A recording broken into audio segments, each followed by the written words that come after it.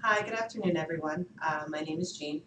I'm here today to talk to you about hydraulic fracturing, also known as fracking.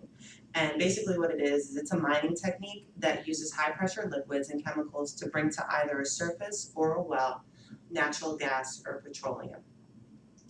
There are several environmental concerns when it comes to fracking or hydraulic fracturing, as it's known to the professional community.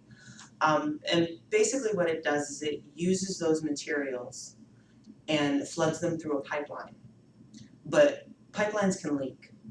And we've heard this over the years with even the Trans-Canadian pipeline and the environmental concerns about it leaking, because it can leak into well water, it can leak into children's playgrounds, and that's really what the concern is here.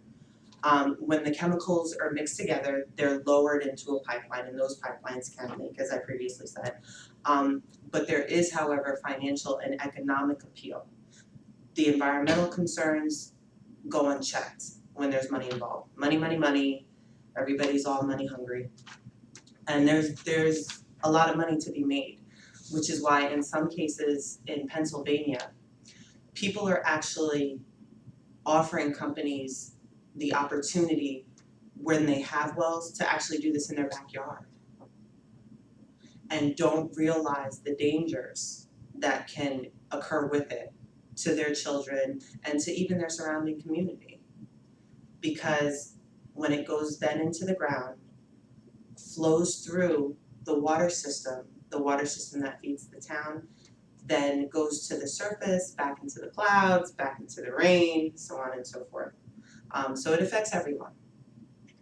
Now, fracking uses toxic chemicals, and it's also known as fracking fluid, so just toxic all around.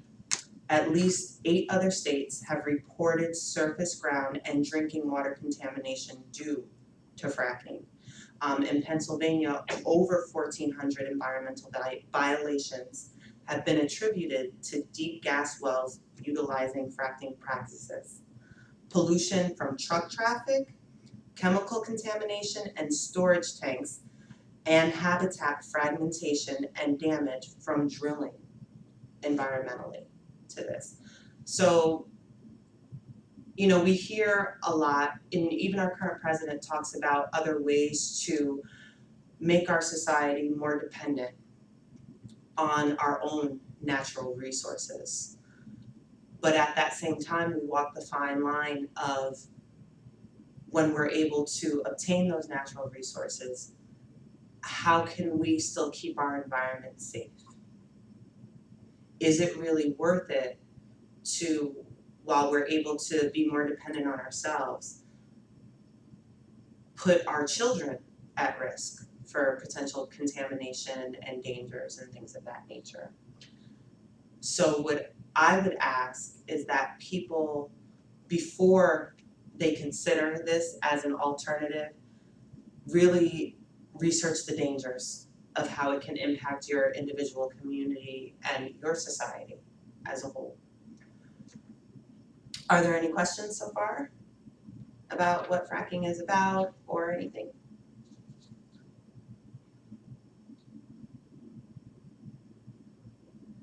What are the 8 states that's affected?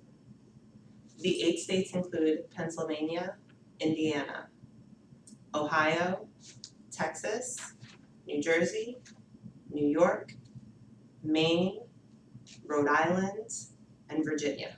Where in New Jersey? I'm from New Jersey and I want to know where this is taking place in New Jersey. Currently, the fracking dangers are more towards South Jersey, Willingboro, suburban Jersey, really closer actually to the Pennsylvania border. Okay. So Eatontown, places like that where the debate is currently going on in towns, and even town hall meetings are being held. And individual .gov websites and the NJ.gov website has information on when town meetings are being held to discuss. Because ultimately it's left up to the homeowner to decide whether or not they will make a deal with a larger company to allow fracking on their property. Anybody else? Yes. are these wells, are they covered properly? Cause you hear about kids falling in wells and holes and between pipes and being stuck or can't be found or can't get to. Are these properly installed and covered and, you know? Not always. And that's one of the major concerns, is they're not always gated, they're not always covered. The danger can be for children, it's appealing to children sometimes to play in industrial sites. They think that it's fun, or they don't necessarily know the dangers. Some people, you see a beautiful well, you don't realize everything that can be going on underneath, or, you know, the surrounding areas. And so the actual standards are not always clear cut. So it's really up to, currently, the law hasn't caught up with the technology. And so now that we're able to perform this faster, children aren't always thought about in the process and protecting it.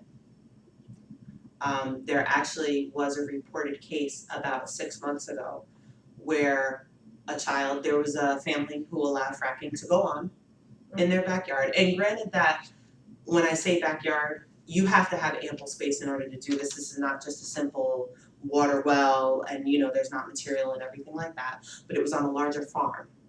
So the child went outside not knowing, you know, really understanding everything that's taking place, that actually was injured by falling near one of the industrial areas.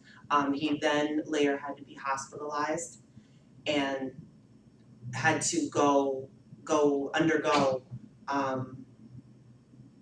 the word I'm looking for, please forgive me.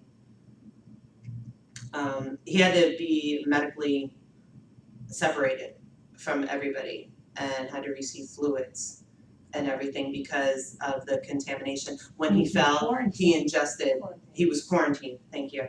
He was quarantined, he ingested some of the water. Wow. So his stomach actually had to be pumped from it.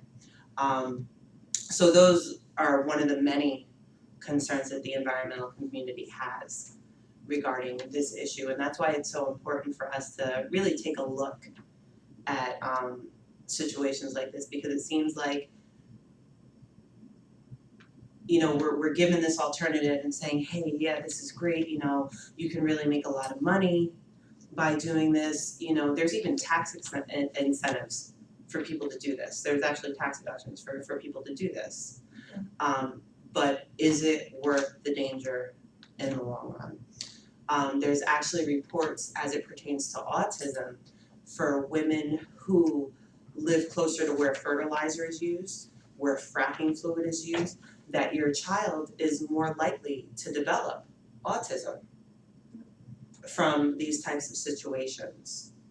So really today I'm just here to inform you about what fracking can do, the possible dangers that it has, and that if it's something that does appeal to you, that you really weigh the pros and cons of the situation. So I thank you very much, ladies, for your time. It has been a pleasure, and please feel free to contact me with any information. I've passed out inserts previously to you with my contact information on them, so if you have any questions, please feel free. Thank you very much, and have a great day. Thank you. Thank you.